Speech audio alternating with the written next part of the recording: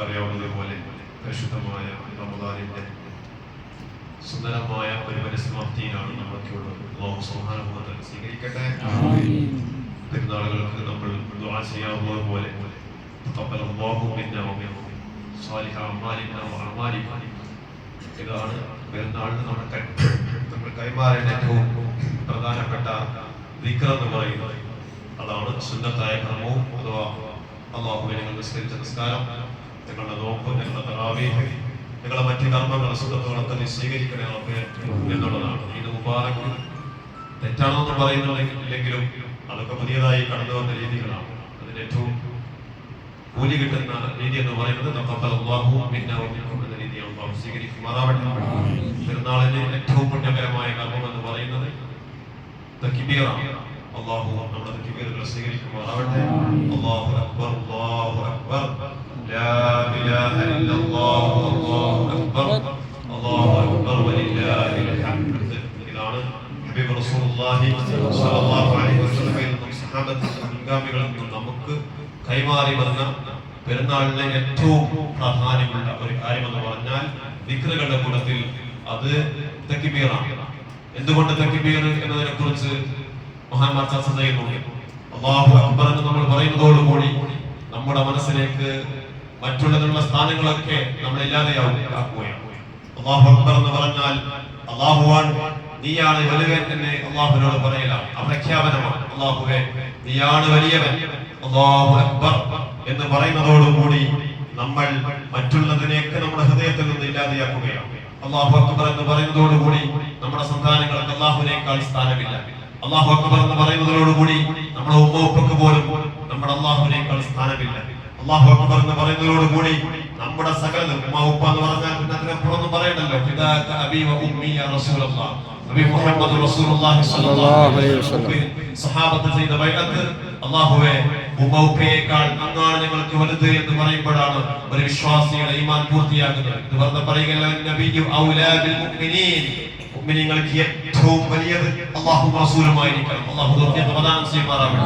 ഇല്ലെങ്കിൽ വിശ്വാസത്തിന്റെ പൂർണ്ണത കൈവരിക്കുകയില്ല. ലാ യകൂനു അഹദുകും ഹത്താ യകൂന ഹവാഹു തബഅൻ ലിമാ ജിത്തു ബിഹി ഖാല റസൂലുള്ളാഹി സ്വല്ലല്ലാഹു അലൈഹി വസല്ലം. നിങ്ങൾ പരിപൂർണ്ണ വിശ്വാസികളാവുകയില്ല. ശരിക്കും ചിന്തിക്കണം.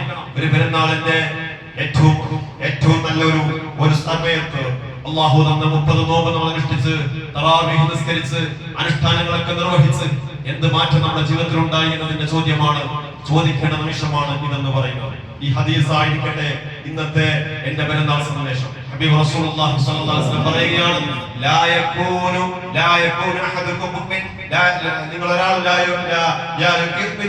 പല റിവായത്തുകളിൽ ഹദീസ് റിപ്പോർട്ട് ചെയ്യപ്പെട്ടിട്ടുണ്ട്, നിങ്ങൾ പരിപൂർണ്ണ വിശ്വാസികളാവുകയില്ല. ഹത്താ യകൂന ഹവാഹു, അവന്റെ ഹോബിയാവുക, അവന്റെ വൈബാവുക. പുതിയ തലമുറയോട് പറയുകയാണെങ്കിൽ അവന്റെ വൈബാവേണ്ടത്, അവന്റെ ഹോബിയാവേണ്ടത്, അവന്റെ ഇഷ്ടമാവേണ്ടത്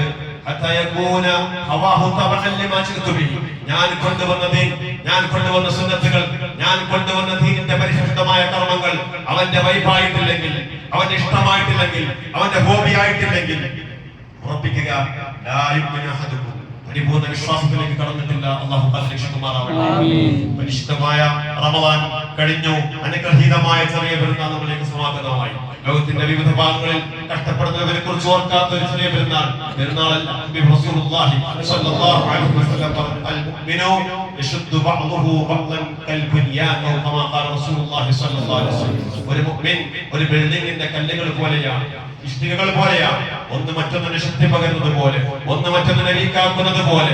ലോകത്തിന്റെ ഏതെങ്കിലും ഒരു കോണിൽ ഒരു മുഅ്മിൻ വിഷമിക്കുന്നുണ്ടെങ്കിൽ അത് നിന്റെ വിഷമമായി മാറിയിട്ടില്ലെങ്കിൽ, ഫലസ്തീനിൽ കൊല്ലപ്പെട്ട ഒരു ഉമ്മ നിന്റെ ഉമ്മയുടെ സ്ഥാനത്ത് നീ കരുതിയിട്ടില്ലെങ്കിൽ, നിനക്കൊരു വേദന വന്നിട്ടില്ലെങ്കിൽ, ഫലസ്തീനിൽ ഒരു കുഞ്ഞു കൊല്ലപ്പെട്ടപ്പോ നിന്റെ കുഞ്ഞു കൊല്ലപ്പെട്ടതിന് സമാനമായ ഒരു വേദന നിന്റെ മനസ്സിൽ വന്നിട്ടില്ലെങ്കിൽ അത് നമ്മുടെ ഈമാനിന്റെ കുറവായിട്ട് മനസ്സിലാക്കുന്ന പള്ളിയിൽ കടന്നു വരുമ്പോ പള്ളിയിൽ നിന്ന് പെട്ടെന്ന് പുറത്തു പോകണമെന്ന ചിന്ത നമുക്ക് ഇനിയും റമദാൻ കഴിഞ്ഞിട്ടുമുണ്ടോ? ഈമാന്റെ കുറവാണ് നമ്മൾ മനസ്സിലാക്കുന്നത്. നിസ്കാരങ്ങൾ പെട്ടെന്ന് തീർക്കണമെന്ന ചിന്ത നിന്റെ മനസ്സിൽ വരുന്നുണ്ടോ? ഇൽമിന്റെ സദസ്സിലേക്കും ഇതൊക്കെ തീർന്നു കിട്ടിയാൽ ചിന്തയുണ്ടോ? ഈമാനിന്റെ വളരെ പ്രധാനപ്പെട്ട മേജർ ഓപ്പറേഷനുകൾ നിർവഹിക്കേണ്ടതുണ്ട്. റമദാനിൽ അർത്ഥവത്തായിട്ടില്ല എന്നതാണ് നിങ്ങളുടെ ഈമാനെ സംബന്ധിച്ച് നമ്മൾ തുലനം ചെയ്യേണ്ട, നമ്മൾ നടത്തുന്ന ഏറ്റവും വലിയ ബലപരീക്ഷണം അവിടെയാണ്. അല്ലാഹു നമുക്ക് ഈമാൻ നൽകി അനുഗ്രഹിക്കുമാറാവട്ടെ.